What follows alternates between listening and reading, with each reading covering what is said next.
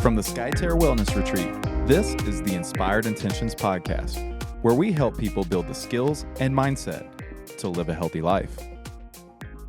Hey everyone, before we dive into today's episode, if you've been enjoying our podcast, take a moment to rate and review.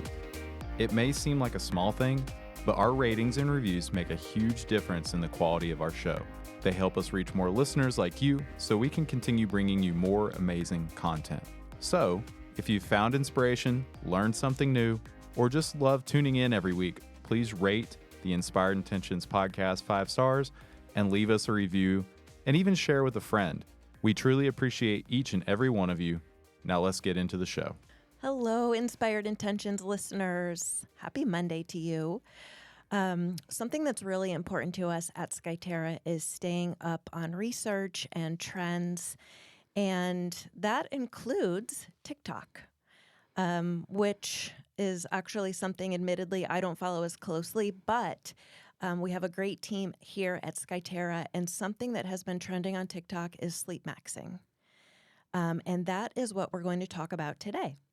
And who better to talk about Sleepmaxxing and sleeping than our own Skyterra sleep expert, Teresa Osler. Hi, Teresa. Hi, Rachel. How are you? I'm good. How are you? Good, thanks. I'm assuming you're not on TikTok either? I am not on TikTok. In fact, I tried to find some TikTok videos on Sleepmaxxing, and I found YouTube, but not TikTok. Okay. But that doesn't matter because you are our expert, and today we are going to cut through all of the noise around Sleepmaxxing, figure out what works, what doesn't, and most importantly, what science shows what works. And Teresa, you and I have been on the podcast together many times. You've been on with Alan many times, but Yes. for anyone who is listening to Inspired Intentions for the first time, will you please reintroduce yourself and who you are here at Skyterra? I will. My name is Teresa Osler. I am part of the founding team of Skyterra. I'm the general manager, and I am probably our worst sleeper on our team. And you've talked about that a lot. I have. And I work on my sleep every single day. And one of the gifts of creating Skyterra is finding out how important sleep is in our wellness and our health journey, and learning how to create that in my own life, and recognizing that importance of sleep and being able to share the best science about how to improve your sleep. And I love sharing that with our guests because I get it. You know, sometimes they come in my class and they're falling asleep in the class. And I used to do that. I did it in nursing school. And I remember burning the candle on both sides and thinking that was neat. Yeah. So, Teresa, one of the things I really admire about you, you teach our Sleep Redefined class here every week at Skyterra, which is one of our signature classes, meaning it happens every week. And yesterday, you and I were working on your presentation, and you are constantly working on updating your presentation, including the latest information. And so you're going to do that live today when we talk about Sleepmaxxing. yes. So Sleepmaxxing came from Lookmaxxing. Yes. Which we're only going to touch on briefly, but Lookmaxxing on TikTok is all of the things that you can do, supposedly, to make yourself look better or become the optimal version of looking best. Yes. Which, that's where Sleepmaxxing came from. So Sleepmaxxing is a catch-all term for anything that will help you sleep better. Yes. And that's what we're going to focus on today. Yes. Cutting through the noise and the positives. Yes, I love that. So Sleepmaxxing is about optimizing your sleep to the max, not just sleeping longer. And something else that actually you found was the Sleepy Girl Mocktail. Kind of scary. Do you want to talk about that? Well, it's an interesting idea. And what it is it's combining magnesium powder, tart cherry juice, and a prebiotic soda that you drink about a half an hour before bed. And when you look at the Sleepy Girl mocktail, it's not necessarily going to be something that will hurt you. And yet, what we know about supplements is they can be kind of scary. Yeah. And they're not well regulated. And so I just would be really cautious about using it. There's so many good things about Sleepmaxxing. And my recommendation is if your doctor feels good about you doing this, and it can be your regular doctor, it can be an integrative medicine doctor. It needs to be someone who can take the best science and who knows what is best for your body. And so that's really my recommendation is be cautious before you do that. So Sleepy Girl mocktail is listen to your doctor. Yes. Okay, perfect. Next is what about, in your opinion, what would you say are the positives to this Sleepmaxxing trend, just overall? Well, I love the idea of maximizing your sleep. I think that anything you can do to improve your sleep is going to just be an amazing opportunity, and especially for young people. One of the things we're hearing so much about young people right now is they are being plagued by anxiety and depression. And getting good sleep, maximizing your sleep, is something that we know supports improving your life, improving depression, improving anxiety. So that's what I love. And I love that young people, college-age people, are really working on their sleep. One of the parts of Sleepmaxxing is improving your bedtime routine. And I think that is amazing because that's something we teach at Skyterra. Give yourself as much time to get ready for sleep as you give yourself to get ready for your day. And why do you do that? Because sleep is so important for you to be able to do your very, very best and live your very, very best day tomorrow. You know, I love this importance that TikTok and Sleepmaxxing has put on sleep for a younger audience as well. And I had a little story. I've become friends with a couple of women who live near me. They have been dog walkers to my dog, Rosie. And they came over for dinner last week, and I like to go to bed around 8:30, which I recognize as early. And I was a little embarrassed to say to them, you know, could you come over for dinner early because I have an old lady bedtime. But I said, you know, if you come over around 6, I do like to go to bed early. And they said, oh, we like to go to bed around 9. And I just thought, and they're in their early 20s. And I just thought, when I was in my early 20s, much like you, I was staying up late and you know, getting as much done as possible. And I think, I don't know, I didn't ask them, you know, where that came from. But I think in general, just like you said, knowing at an earlier age how important sleep is really important. And that's such a benefit. Oh, it is such a benefit. And if any of our listeners are parents of young children, helping your children learn good sleep hygiene when they're young just improves their life and improves their ability to function in school. You and I are both tutors. And one of the things I've been working with the little girl that I tutor is her sleep hygiene. Really? And it was so fun she struggles with test taking.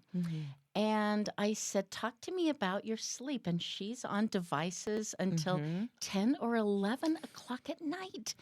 And so being able to talk with her about, okay, let's talk about things that will set you up for success at school the next day. And it's really everything we teach at Skyterra.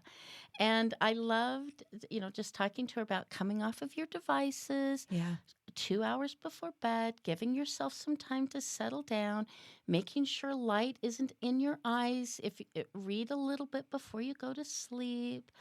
And she said to me yesterday, my test scores are up. They're not up a lot, but they're up higher than they were. And it's so fun because what we did was we created test-taking strategies. I love And that. she can say to me, these are part of my test-taking strategies. And one is going to sleep.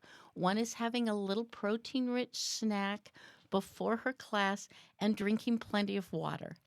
That's I amazing. know. And To learn that at that young age. yes. Yes. And I think that is pretty incredible. And that's what I love about Sleepmaxxing is that this is an opportunity for young people to make a difference in the world because they are telling other people what they're Yes. doing. I'm going Yes. to sleep now at 9:00. Yes. I love it. Yes. Love it. Yes. Teresa, you hear from a lot of guests here at Skyterra who show up and, have been struggling to get high quality sleep.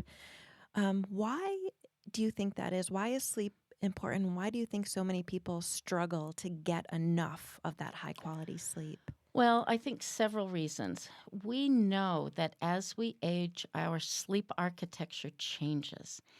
And so anything that we can do to work on sleep, work on productivity, work on just really prioritizing us. Our world lives by light. And the longer we can keep those lights on, keep working. Most of our guests will tell me that they don't get home from work until 7 or 8 o'clock at night. And they go in at 7 or 8 in the morning. So we're maximizing work time rather than maximizing our efficiency at work. And I think I told you about a great study that said people who get 6 or less hours of sleep are less efficient than their counterparts. And if you're getting less than 6, around 5, you're 30% less efficient. So one of the things I think we can really maximize on is encouraging people to improve their sleep so that they can be more productive, so that they can be more efficient, that when we take care of ourselves, we feel better and we can work better, and that when we are full, when we can fill ourselves up with good health, with good movement, with good food, with good sleep, then there is more of us to give. And we don't have to give more time. We are more efficient in what we do. That's such a different way of thinking, too. Yes. Talk to me about, we have our 5 pillars of wellness here at Skyterra. And talk to me about how you describe where sleep and rest fits into that. So we have movement, nutrition, play, and mindfulness. Yes. And then we have rest and sleep. So tell me where this rest and sleep, how that plays with the other pillars for you. Well, I love this so much, Rachel, because when I heard this, I said, no, it is the foundation. We can exercise all day long. We can eat beautifully. We can even be mindful. And yet, if we are not maximizing our sleep, I don't want to discourage anyone from doing all those things. There are days that you do have difficult sleep. And yet, if you can recognize that this is the foundation, these are the building blocks of your health, of healthy aging, of wellness, of weight loss. That's really where you need to start. And yes, indeed, even if you get a bad night's sleep, do everything else because that will help you tonight. And do everything we do this morning helps us tonight. So now let's cut through all of this Sleepmaxxing. And when we were planning out this episode, you came up with 5 foundations of healthy sleep hygiene. This is what we teach at Skyterra. You've alluded to some of them already, but this, listeners, I think is going to be the most important next few minutes of our show. So, Teresa, what are the foundations of healthy sleep and what we teach here at Skyterra? Well, I think at the very, very core, you need to recognize that we as human beings, as living beings, we have a circadian clock or a circadian rhythm. And everything we can do to align ourselves with our personal circadian clock. And what that means is it's your awake cycle and your sleep cycle. The human circadian rhythm is meant to be up with the sun and down when the moon rises. And that is our body chemicals, our hormones, all of those are released based on our circadian rhythm. There's a lot of good research going on right now about night owls and early birds. And a recent study I read said the most successful people are early birds. And our world needs night owls. Yeah. And, that goes back to evolution. Yeah. And something I read recently talked about if sleep was not important, it would have evolved out of our lives. And it hasn't. Interesting. Yeah. If anything, especially in the last 2 decades, sleep keeps gaining more and more importance. And so, yes, if you're a night owl, I think that in my heart of hearts, I'm a night owl. And yet I have learned to become an early bird. And it really works better with my life now than... And I believe I could have become an early bird sooner if it wasn't so popular to be a night owl. Yeah. And so early birds, pat yourselves on the back. Night owls, work with yourself and recognize that evolutionary-wise, you were the ones that stoked the fire and kept predators away while the early birds got their good sleep. Yeah. And it's important, night owls, you've got to maximize your sleep. You are important evolutionary-wise, too, in our world. So that's the number one. So everything you can do, getting up, getting that morning sun in your eyes, being out in nature, breathing the morning air, listening to the birds, recognizing, hit all of your senses. There was also a great study. I'm getting tired of studies. The 5, 4, 3, 2, 1 study of seeing, of hearing, of smelling, of tasting, and touching, that activating all of your senses first thing in the morning really supports our mental health, really decreases our depression, decreases our anxiety. So I love that in the morning. I do too. And then the most successful sleepers are those who have a consistent sleep schedule. And that's really what you were talking about. I like to be in bed by 8:30 because I need to be up around. Are you up at 4:45? Yes. Yes. And so recognizing that consistent time. And so when you're in your bed, your body knows this is sleep time. And it helps you to become a more efficient sleeper if you use your bed to support that sleep. So that is so important. Limiting blue light at night and yet maximizing it in the morning. Getting out and getting those early morning rays, anywhere from a few minutes to as long as you can spend out there, is really, really important. And then making sure that you're getting your morning exercise. And I love Metabo walks. As you know, Metabo walks are walking 5 to 20 minutes, not heavy exercise, but just gentle exercise after a meal. Improves our digestion. There's even some newer research that says that food gets to our microbiome in our gut more efficiently when we move after a meal. And then we also know it improves insulin and glucose metabolism. And then, so making sure you do that after your breakfast, after your lunch, after your dinner, because what it really does is support this blue light in the morning. And then, interestingly, there's some new research about getting that red light at night, or that orange and red light. And some people are even changing their light bulbs. And yet, you don't need to go and do all of those fancy things. The setting sun emits red and orange rays. So getting out after dinner, getting a little walk in, support your sleep, support your digestion, and just support your overall well-being. I love those walks. What else? Setting your environment up for success, making sure that your bedroom is meant for sleep, that you don't walk into your bedroom and see your exercise equipment or your office equipment, and that your room is nice and cool, that you've got amazing sheets. That is something I do think it's worth spending some money on.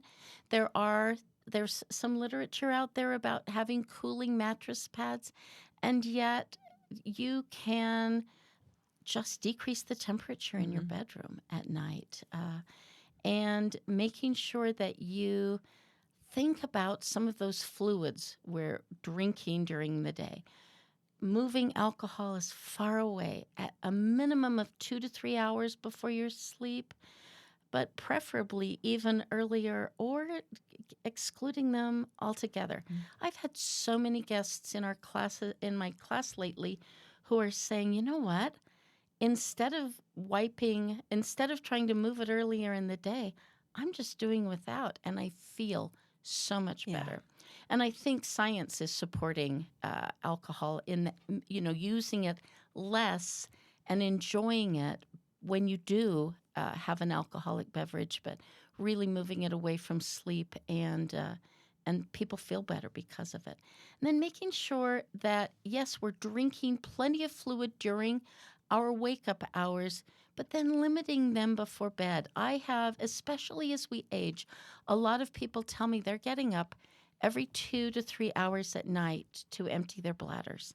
And so that is not, yes, it is associated with aging, and yet it is affecting our sleep, and we don't need to do it. It's not something we need to do. We can change some of our habits.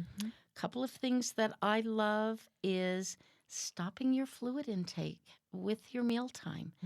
And what that means is you've got to drink water more during the day.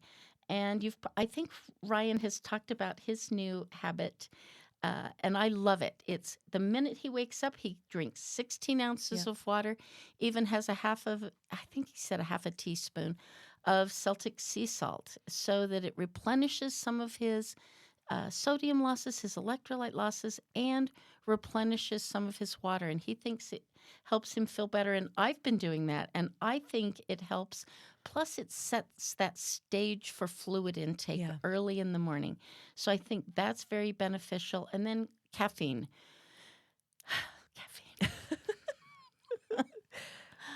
I can only laugh about caffeine because it is such a mood booster, such a performance enhancer. We love our caffeine. Oh my gosh. Well, I started drinking something that I thought was going to be healthier, and I found out it has 200 milligrams of caffeine. Yeah. And I drank 2 the other day. And I couldn't figure out why I was bouncing off the walls. Anyway, caffeine is something that can affect your sleep. Now, there are some people that are not caffeine sensitive. Good job. All the more to you. But what you've got to do is recognize that if caffeine does affect your sleep, give yourself a curfew on your caffeine. Some people can drink it up until 2. I'm a person that if I even have a little bit after 12, I can go to sleep, but I am wide awake at 11:30.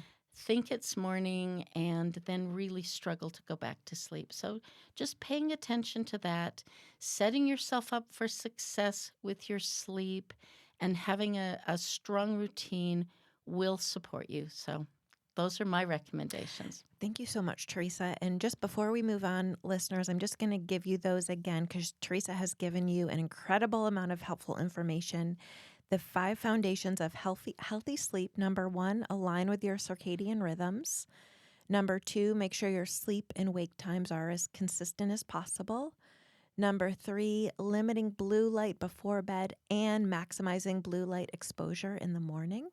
Number 4, set up your sleep environment for success. And number 5, just pay attention to alcohol, caffeine, and food intake near bedtime. Well done. And then there is, we've talked already about how you especially are constantly studying and workshopping different ways to make sure that sleep is happening. But there's one new idea, which we have actually talked about before, that some science has come out that has said that may not be so helpful, and that is mouth taping, Yes. Oh, which we both thought was fascinating. yes. So what we're finding, science says, while being a nose breather is associated with good sleep, there are also some potential health hazards to mouth choking, like possibly choking. Yes. Mouth taping, choking, Yes. especially for those with sleep apnea. Yes, yes. And anyone who has GE reflux, I definitely would not mouth tape children. I do think you can teach yourself to be a nose breather. And so my recommendation for people is if you know you're a mouth breather, you want to learn to be a nose breather, practice it. Practice it after your workouts. Yeah. Doing recovery breath, 3 mouth, 3 nose, and then 3 nose breaths. Practice it in your yoga, in your meditation. Practice it when you're awake. If you are a practitioner of yoga nidra or non-sleep deep rest, those are really incredible tools. Mouth tape then when you're still conscious and aware.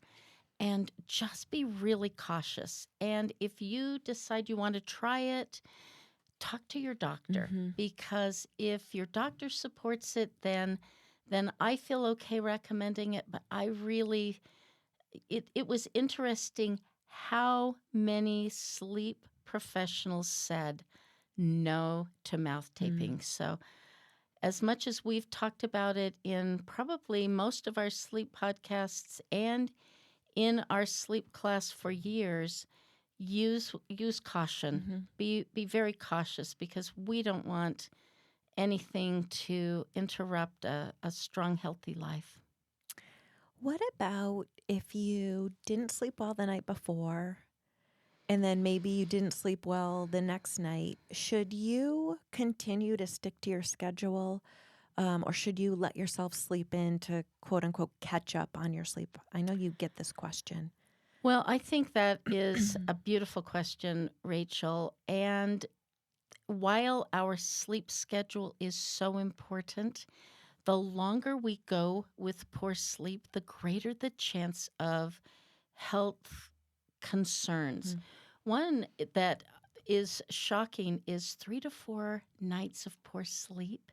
Your metabolism equals someone with type 2 diabetes, insulin resistance. My goodness. Yes. And so to me, red lights flashing, that is a serious health concern and can just completely derail all of your healthy habits. And so I think it would be better to figure out your sleep. And what I like to say is on the first night, you have a bad night's sleep, start doing everything you can that morning to maximize your sleep. If you can't go to sleep until 10, try to move your wake up time a little bit later and then get right back into your habit. For some of us, I am almost always awake by 5:15 without an alarm.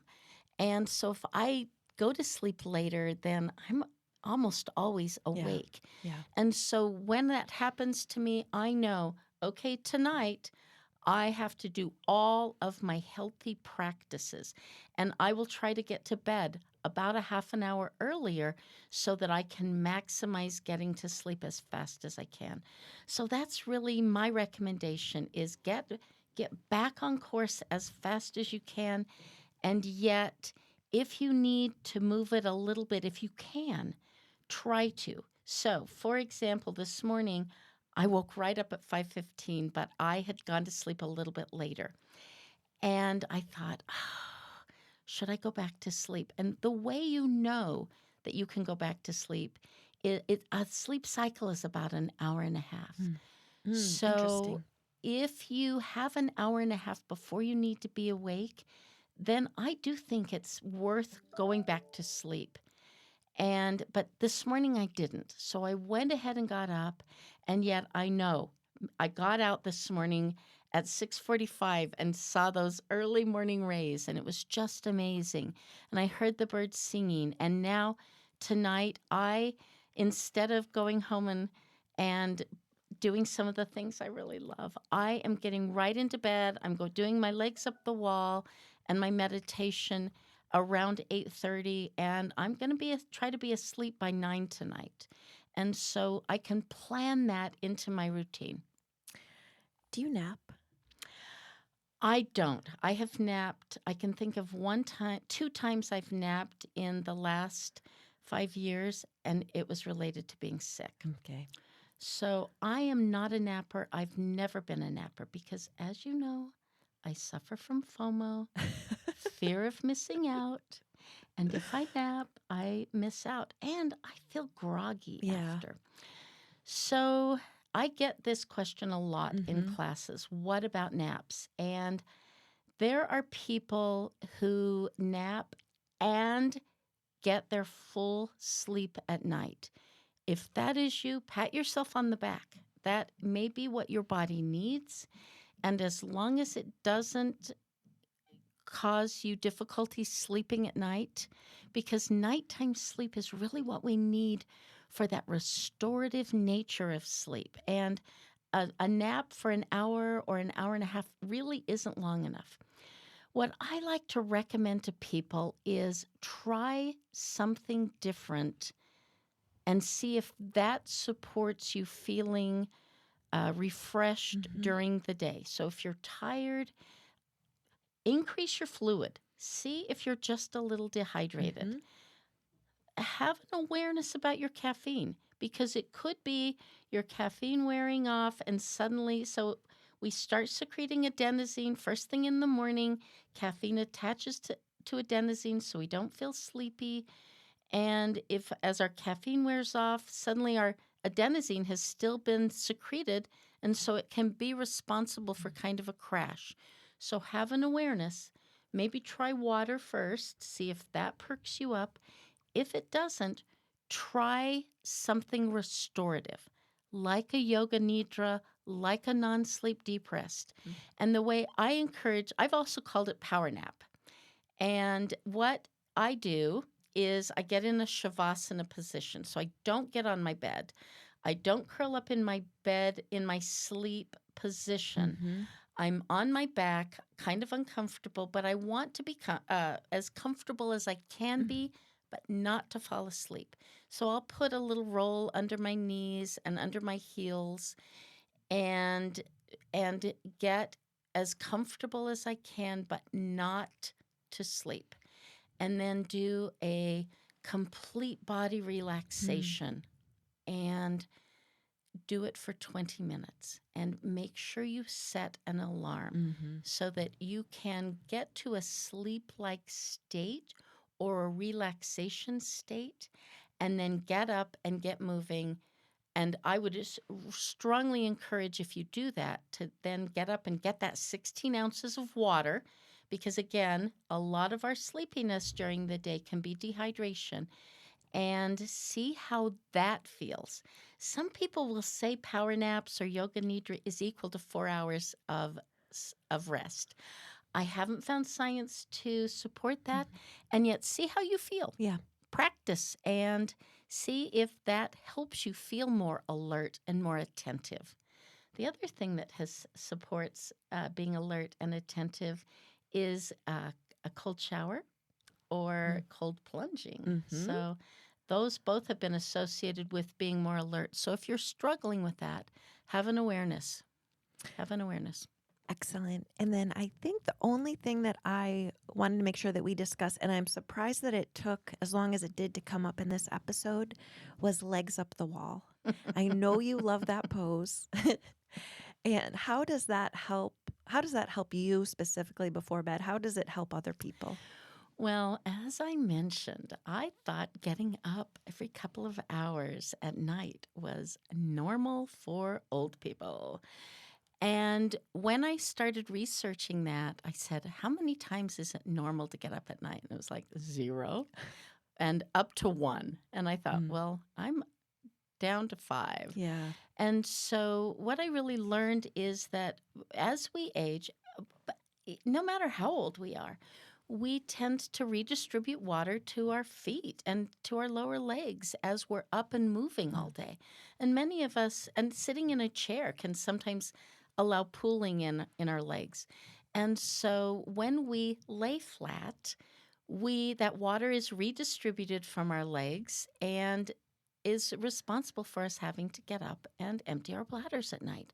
So legs up the wall is an opportunity for that fluid to leave our legs, and then it needs to be emptied out. So I am a firm proponent in your bedtime routine of legs up the wall, and I love legs up the wall on the floor because you can really do a nice 90-degree angle, and yet doing it on your bed is really comfortable too. So I push away the pillows, park my bottom, swing my legs up against my headboard, and it's great for traveling. It's great for just a bedtime routine.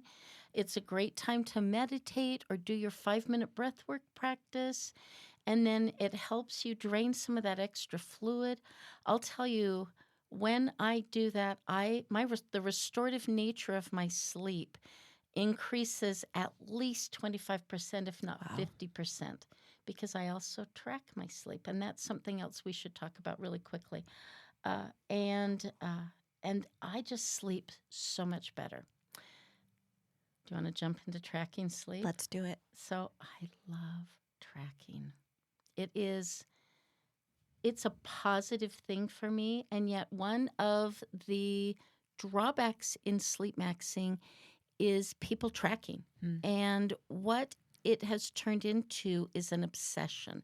People are posting it, comparing, anything that supports comparing yourself to others or causing anxiety or all or nothing thinking is not positive for any of our health. And so use trackers if they give you information to help you improve.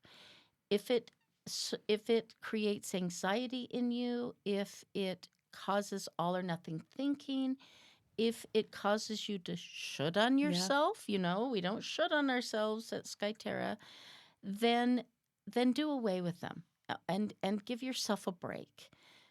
Anything you do that causes you to judge yourself or judge others doesn't support health. So just have an awareness, and if you're getting sleep anxiety, then get rid of clocks in your room, get rid of anything that is causing you anxiety surrounding your sleep, and just get a good night's sleep. Get a good night's sleep. Yes. Teresa, this has been wonderful. Thank you so much for all of your information and just your passion around this topic. It really shows. Is there anything else you want to make sure listeners know? I talked briefly about breathwork, and I have become this fanatic about breathwork because we live in a world of hypertension. We live in a stressful world. And I am such a proponent of getting a healthy breathwork practice into your life. You can do that when your legs are up the wall. You can do it to fall asleep. And I just want to tell people about 4-7-8 breathwork. It's in for 4, hold for 7, out for 8. And sometimes it's hard to do that initially, especially if you're kind of amped or fired up. And so box breathing, in 4, hold 4, out 4, hold 4, can slow you down. But what I love about 4-7-8 or anything that has a prolonged exhalation is it triggers your parasympathetic nervous system or your feel-good nervous system. And it just supports sleep. It supports your blood pressure lowering. It supports decreasing your cortisol.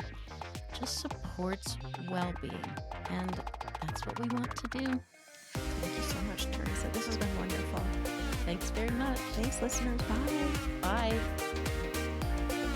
The Inspired Intentions podcast is a production of Skyterra Wellness Retreat. Special thanks to our executive producer, Alan Broyhill.